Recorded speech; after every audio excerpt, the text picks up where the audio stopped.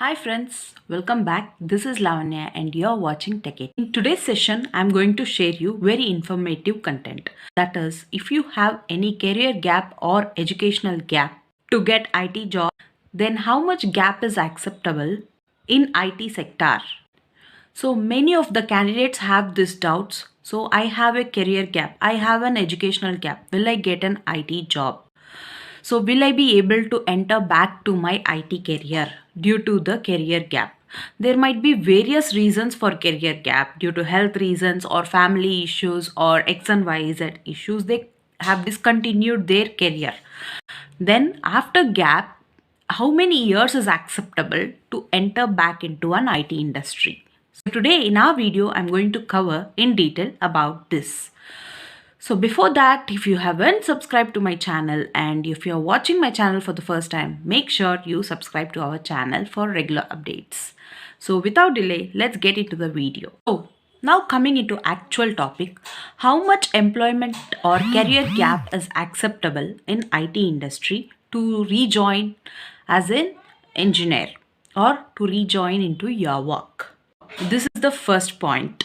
So, my view on this is I have come up with an analysis after contacting many HRs and many industry experts and also having a good amount of survey. Got to know is the number of years in the career gap is restricted to each and every company's terms and norms. So, there are a lot of factors involved in this. How much gap is acceptable in IT companies? It totally depends on each and every software company on what hiring process they follow. Every company has a unique method and process in hiring the candidates. All the software companies do not have a common structure in hiring the candidates. So every individual company follow unique norms and unique structure for hiring candidates. So based on that, they decide how many years of career gap is acceptable, and also this career gap is based on the skills also matters on how many years of career gap is acceptable. So I have come up with few common points which most of the companies follow. That is, if we have around 1 lakh software companies, around 10,000 to 20,000 companies follow these norms. So based on that, I have documented few common points. So I will be sharing you those details. So point number 1, many of the IT companies accept career gap or educational gap up to 1 to 2 years only. That too, if you have a valid reason, convincible answer for that 1 year or 2 years gap. I hope in this first point you were able to understand how much career gap or educational gap is acceptable for most of the companies. That is 1 year or 2 years, not more than that. So you might get one more doubt, that is, in case if I have a career gap or educational gap more than 2 years, then what is the scenario? Will I get hired or rehired? Yes, of course, definitely you will get an IT job, but it must have a very strong valid reason, and also sometimes the HR manager can ask you the proof. So if you have really a valid reason and you have such certain documents to prove them, then you will be able to get the job very easily. So make sure you never bluff a reason. If it is a genuine reason, tell the genuine reason. If not, you can't tell the reason, then you prepare a best answer to explain to the HR manager, which the HR manager should be convinced with your answer, the way you project your answer. So if you want best answer for career gap, I have already uploaded a video. I am sharing the link in the description. So make sure you go through the video and get some insights on the reasons for career gap or educational gap. Now I'm going to tell you what you have to do when you have a career gap more than 2 years. If you just follow these points, then definitely you will get an IT job if you have career gap or educational gap also. So make sure you follow these points. These are very important points. Point number 1, keep upgrading your knowledge with latest technologies. First, you have to do is finding out the latest technology which is demand in the market. Choose accordingly. If it is aligned to your skills, then first complete the course. If it is a 30 days or 60 days course, no problem. You enroll to it and make sure you complete the course and get complete theoretical and practical knowledge. So guys, few people deny doing a course. No, doing course is not useful. I can't get a job. But trust me guys, if you are upgraded and if you have knowledge on that subject, there are companies, they hire people though they have career gap up to 10 years also. In real time, I have seen people who has more than 10 years of career gap has been rehired based on their technical skills. So everywhere skills matter, nothing else is mattered. So make sure you do a course which is demanded in the market and complete and do certification. So certification, everyone knows that certification will always add an higher value to your profile. So make sure you learn the course and complete the certification. So for an example, I'm telling you, you can take an full stack developer courses. It's just a 30 days to 45 days course. If you complete this course, then immediately you can do certification. Once certification is done, when you update your profile in Naukri or LinkedIn, see how many calls you will get. Every day, at least 10 interviews will be scheduled. This skill is most demanding in the market right now. If any candidate is having dozens of skills also, no one is going to stop you. Remember it very well. Second point is, don't mention your career gap or educational gap in your resume or in your profile. Once you are done with the interview, during your HR, you can mention about your career gap or educational gap. So, when you cross your stages and when your interview feedback is good, even HR will ignore your career gap, though if it is 5 years plus of career gap as well. So this is main point. Few people do mistakes like updating their career gap or educational gap in their resume, where it is see, resume is the first attraction. The skills whichever you mention your resume and the projects whichever you mention in your resume will attract the interviewer. So if you mention there the career gap, then it will be a negative point where initial stage itself your profile will be rejected and you will not go further. So once your interviews are done and if you clear all the rounds, if your feedback is positive, there are 90% of chances that HR will ignore your career gap. I mean, they don't show much interest to know the reason also.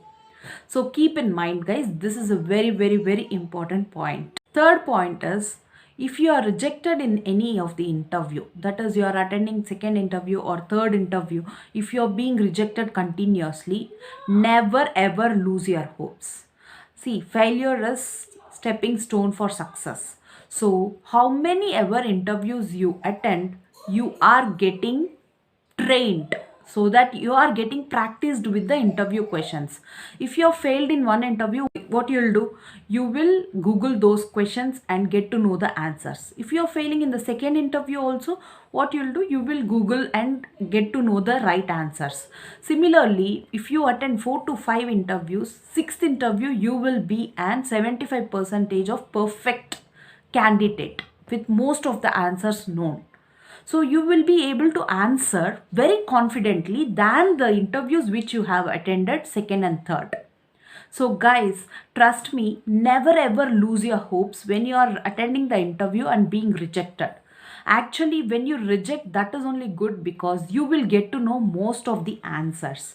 This I am telling you on real time practice. There are many of my students whoever are being graduate hired and they fail for 20 interviews. See, after 20th interview, if you ask him a question even when he is in sleep, he'll be able to answer it very quickly. So I'm telling you this with a real time example. Third point is, never ever lose your hope. Gain confidence that you will get a job one or the other day. Fourth point is, whenever you're rejoining or restarting your career after a career gap, never ever think about package. If you're going on package mindset, then it will be a tough time for you to get into the job.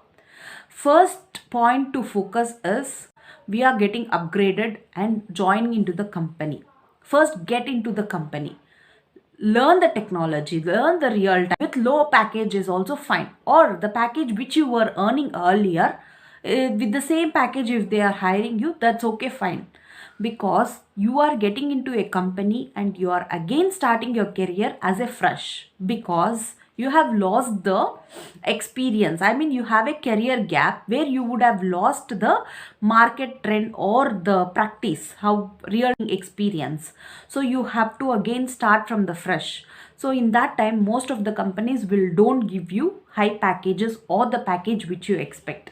They always think to hire a candidate with low package or the same package which they were getting when they were working.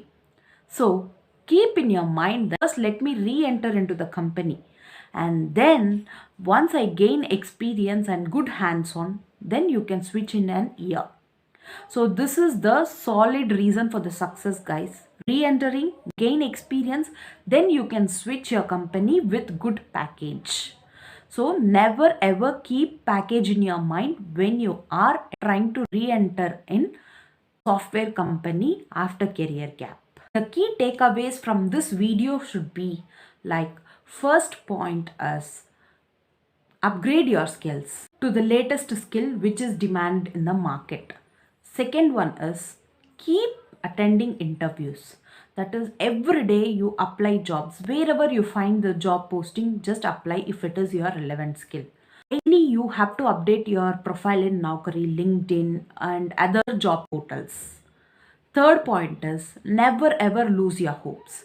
Though you have been rejected in an interview, think positive, think that is an stepping stone for your success, and never lose your hopes. But few people lose their hopes and they stop upgrading themselves or they stop learning. Guys, this is where we do mistake. If we are rejected in an interview, recollect the questions and google the answers. If they are giving you some programs or something, practice them. Same questions might be repeated in the other interview. This I have experienced personally, guys. This approach really works. Keep attending the interview. Whether it's a small or big or mid-sized company, if they call you for an interview, yes, you say that you're interested and give an interview. First, getting the job is important. Point number 4 is when you're restarting your career as a software engineer after career gap, never think about package. Though it is less package or it is equal to your previous package, make sure you join first, learn, upgrade yourself, and then you can switch your jobs. So these are the main takeaways in this video I wanted to give who are having career gap or educational gap. This applies same to the educational gap also. Few people will think that I have an educational gap, I will not get a job. Never think about it. Education is like pillars, but if you have the knowledge, definitely you will be hired. So have a valid reason and make sure you convince the HR with your valid answers and convincible answers. So one day you will definitely get a job. All the best to all the people who are seeing this video and looking for a job. So if you have liked this video, if you have liked my content, please make sure you subscribe to the channel and hit the like button for this video for future support. Thank you. Bye.